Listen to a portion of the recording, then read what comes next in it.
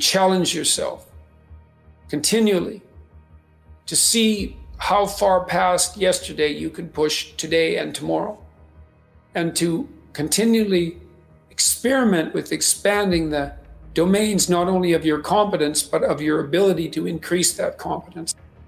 Compare yourself to who you were yesterday, not to who someone else is today. Because you need to have a hierarchy of improvement. You need to be aiming for something, and that means you're going to be lesser than people who've already attained along that dimension. So the question is, who should you defeat in the final analysis? And the answer is, you should defeat your former self. You should be constantly trying to do that.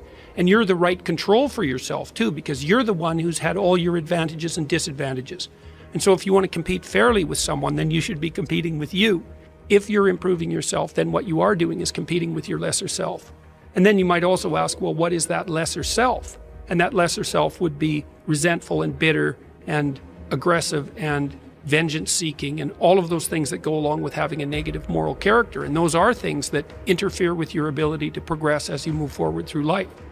So it's very necessary to understand that this is why, I've been stressing this idea of personal responsibility. It's like, well, personal responsibility is to compete with yourself, is to be slightly better than yourself the next day.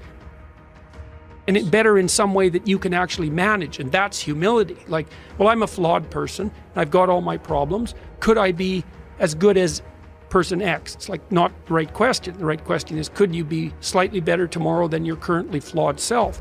And the answer to that is, if you have enough humility to set the bar properly low, then you could be better tomorrow than you are today.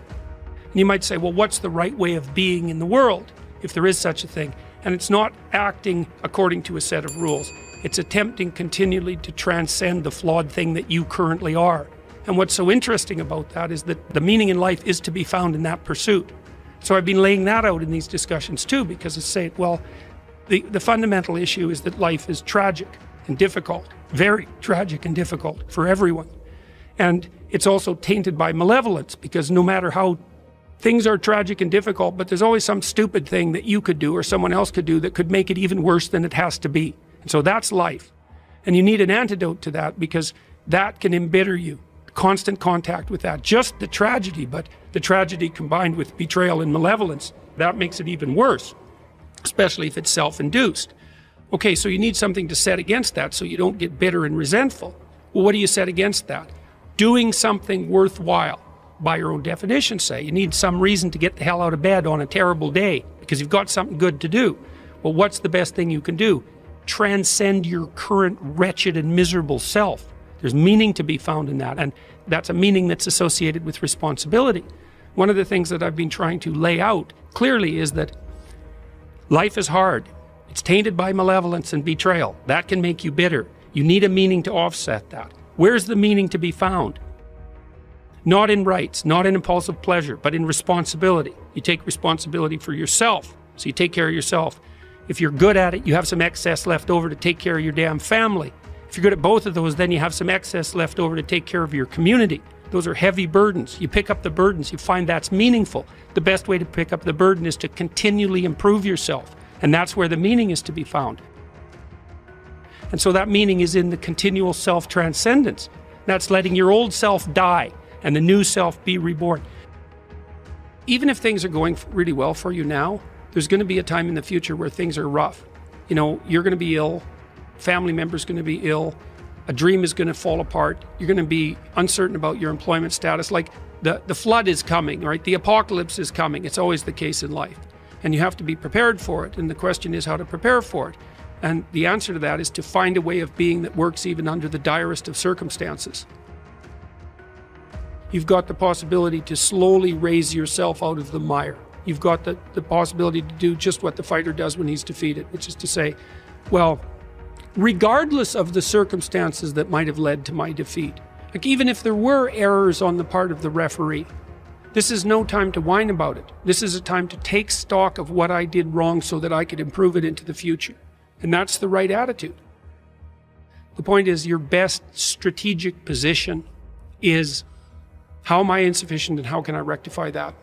That's what you've got. And the thing is, you are insufficient and you could rectify it. Both of those are within your grasp if you aim low enough. And I don't mean don't aim, and I don't mean don't aim up. But you have to accept the fact that you can set yourself a goal that you can attain, and there's not going to be much glory in it to begin with.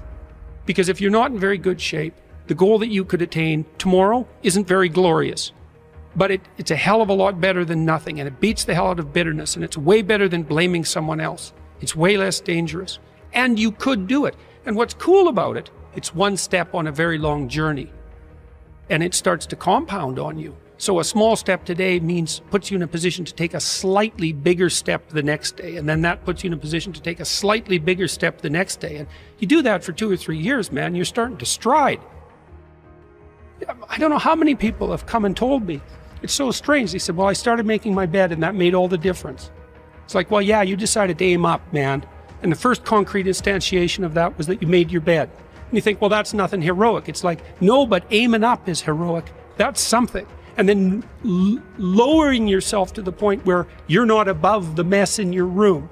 You know, you're not superordinate to that. You lower yourself so that you straighten up. You're grateful for what you have right in front of you, and you take care of it and you put it in order. It's like all of a sudden things start to get better. And one of the reasons that audiences are responding to what I've been saying in my lectures and what I've been writing about is that I don't tell people that they're okay the way they are. No, I say, no, you could be way more than you are. And they're relieved about that, you see, because if you're in a dark and terrible place and someone says you're okay the way you are, then you don't know what to do about that. It's like, no, I'm not. I'm having a terrible time and I'm hopeless. You're okay the way you are. Well, then what? That's it? That's where I am? And what do you want to tell a young person? You're 17. You're okay the way you are. It's like, no, you're not. You got 60 years to be better. And you could be way better. You could be incomparably better across multiple dimensions. And in pursuing that better, that's where you'll find the meaning in your life. And that will give you the antidote to the suffering. This is the trick, though. You have to pick a path of discipline. What path of discipline you have to pick is a different issue. So there could be a rule. The rule might not be follow this rule. The rule might be you have to follow some rules. So it's a meta rule. And the meta rule is you have to discipline yourself. And the issue is, well, how? That's not really the relevant question. You can pick a disciplinary path. That's why I often tell my clients, especially young people, they say, well, I don't know what to do. It's like, that's okay. Nobody does. Go do something.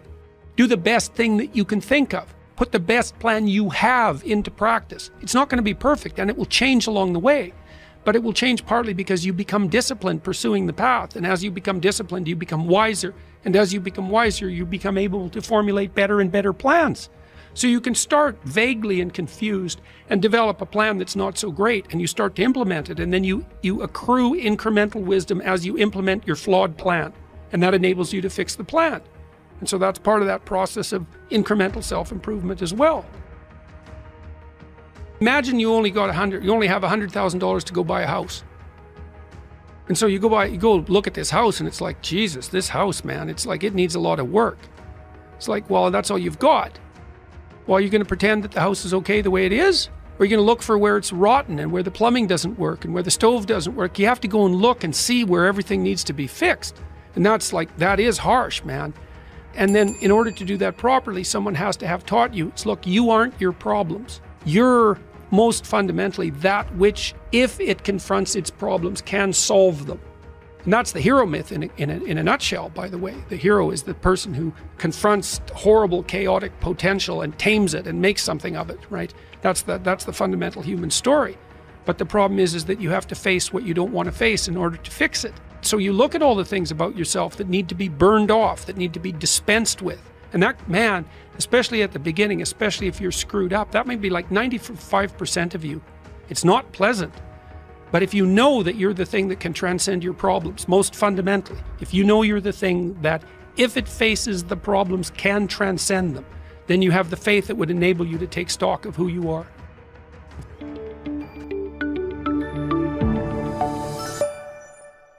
As a leader of a team, it's also your responsibility to elevate the rest of the guys. You have to get them emotionally to want to be better. You have to get them to an emotional space where they wake up every morning driven to be the best version of themselves. And in practice, for me, it was a chance to drive them, to challenge them. And this is where you have to know your teammates.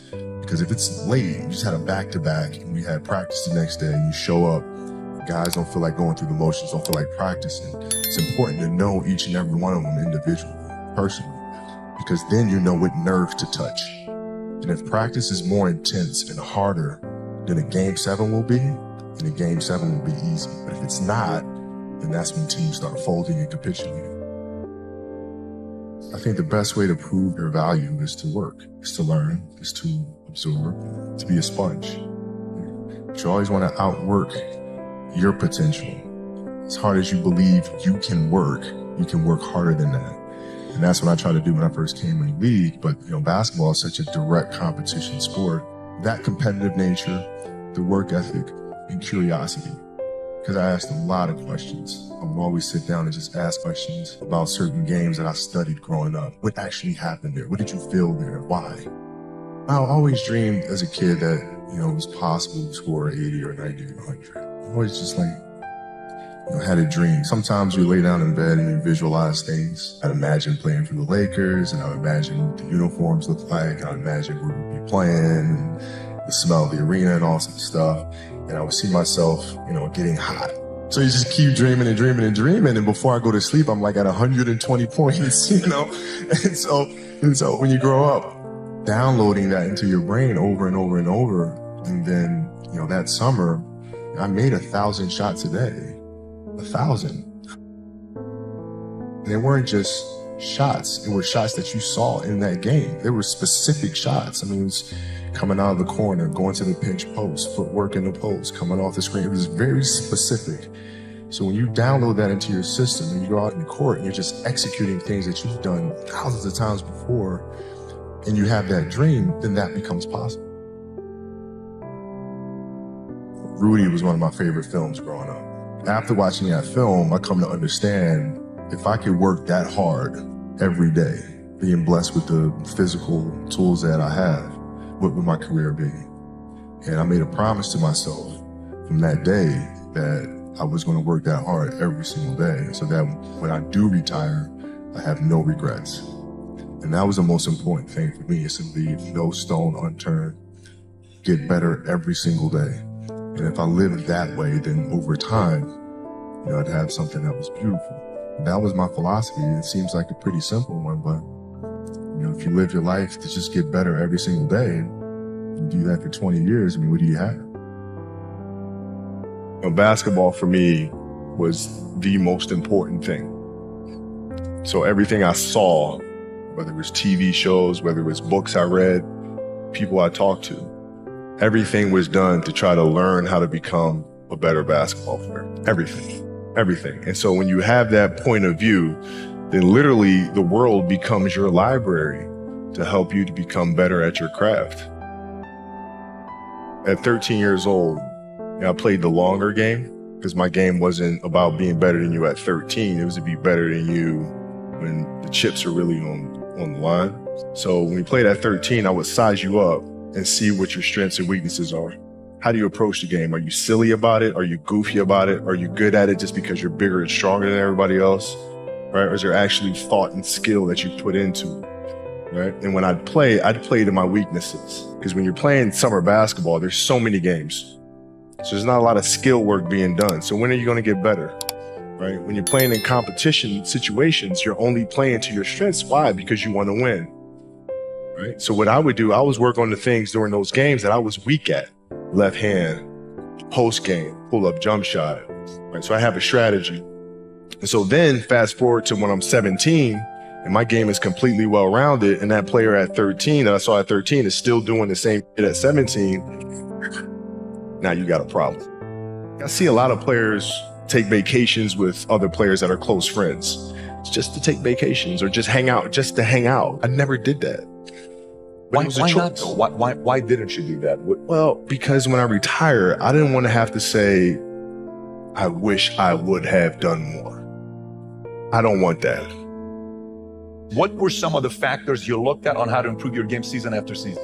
The game itself it's a complicated answer. So there are very tactical things in terms of footwork and geometry of the court. So you're looking at the court and looking at the 45-degree angles that the court is shaped in and how it needs to operate. That's one component to it. So looking at spots on the floor where you can increase your efficiency, right? You can be on the wing, but there's a certain spot on the wing that improves your angle to drive to the basket, right? So that sort of stuff. Footwork of the opposition, looking at the emotion of the opposition, their tendencies, their weaknesses, and all that stuff. Understanding the momentum of the game, how to create momentum shifts, where momentum shifts come from, all this sort of stuff. And then studying outside of that, right? Looking at different industries, looking at conductors, looking at writers, looking at actors and how they get into character, and then how do they keep themselves in that mental space. So looking at different industries, looking at nature itself, and learning from that and how you can incorporate that into the game. Man, it's a lot of studying. What is the conversation like with your wife and kids to say, listen, this is what I'm doing? How did that conversation go? Well, with the kids, it's different. So like the communication with our children is that Pops is working hard. This is the level of attention to detail you need to have in everything you do. So it's setting the example. Same thing with my wife. My wife's a stay-at-home wife. It's the hardest job, man. Right? So she works really hard at that. I mean, it's, so her attention to detail with that as well are examples for our children. And then for my wife, it's, she's as competitive as I am. So she's like, listen, man, if you're going to be out here training 8 hours a day, if you're going to spend 9 months out of the year away from your family, you better win the championship. But it's a balancing act. And that's the thing that's important, is understanding that we have to have so much energy. Because for like Natalia and Gianna, when they were babies, especially Natalia, because she was doing prime years, and I go to practice and I'd train and, I'd play the game and, I'd come home and I'd be sore and I'd be tired. And she wants to go swimming. She wants me to take her to the park. She wants to just jump on my back or whatever the case may be. You can't say, I'm too tired, I'm going to lay down. It's not fair. She doesn't know what the hell's going on, right? And if this was a game, you'd suck it up and play. I play games with the flu. I play games with 102-degree fever, man. You can't do that. That is so powerful. Right? You gotta be on, man. Like sometimes I'd fly back. Like I'd play a game to not miss my daughter's birthday. I'd fly back, be there for her birthday, and then fly back with the team just to make sure I don't miss anything. You gotta lead by example. Parents, you gotta lead by example. If you want your kids to do whatever it is they want to accomplish in life, you have to show them. That's what I tried to do. Competitiveness inside was like, no, I'm gonna do something in the next 20 years that is better than these last 20. What I have to do now is make sure that the people that we bring in, these obsessives that we bring in, are challenging themselves to do the best job that they think they can do. That's what I'm there for, is for them to constantly look in the mirror and self-assess and challenge themselves. If we have a project and you're saying, okay, I can do that, that's not the project we want. The projects that say, I don't know if I can animate that. I don't know how to write that story. I don't know how to do that. Those are the things we want, because through that curiosity, you'll reach a level that you didn't think was possible. What is your recruiting approach? So if you're sitting down with me, I'm somebody you really want me on the team. What's your approach to recruiting? You want first place, come play with me. You want second place, go somewhere else. Mamba mentality simply means trying to be the best version of yourself. That's what the mentality means. It means every day you're trying to become better. And it's a constant quest. It's an infinite quest. So starting at the age of 2, when I first started playing the game, and on and on and on, I always asked questions. I always tried to get better every single day. At 2, I could dribble a basketball. I could shoot a basketball on the Nerf hoop at the house. And I would go to practice with my father. I would observe my father. I'd sit and watch games with him. I just constantly looked for things to learn from. I'm very observant. I think the greatest fear you face is yourself, because we all have dreams, and it's very scary sometimes to accept the dream that you have. And it's scarier still to say, okay, I want that. It's scary because you're afraid that if you put your heart and soul into it and you fail, then how are you going to feel about yourself? Right? So being fearless means putting yourself out there and going for it. No matter what, go for it. Not for anybody else, but for yourself. My goal is change drastically as I got older. It's like as a kid, I said, I want to be the best ever. Right? And now you go through your life and everything you do is trying to be the best ever, be the best ever, be the best ever. And as you get older, you start understanding that those things are very superficial things. Right? And everybody has a different opinion about it. No matter what you do, you win 20 championships, there's always an opinion on who's the best. Everybody has different opinions. And so I started really kind of understanding, maybe that's not the important thing. Maybe the important thing is to, how do we as a team grow? How do I help my teammates be better? So that was the first change for me. And then as I got older still, it became more about how are you inspiring others, right, to find themselves. That is the ultimate championship. So won 5 championships, that's great. Another team won a championship this year. Team's gonna win a championship next year. Those things come and they go. But what stays is, how do you use your passion and use that to inspire somebody else to create their passion? And then how can they pass that on to the next person? That is true success. Dreams, they should be pure. I think a lot of times when we're born into this world, we actually wind up going backwards. And it seems like the more we mature, the more responsible our dreams become. And the more governors we put on ourselves and our ability to dream. So it's not a matter of pushing beyond the limitations or expectations. It's really a matter of protecting your dreams, protecting your imagination. That's really the key. And when you do that, then the world just seems limitless.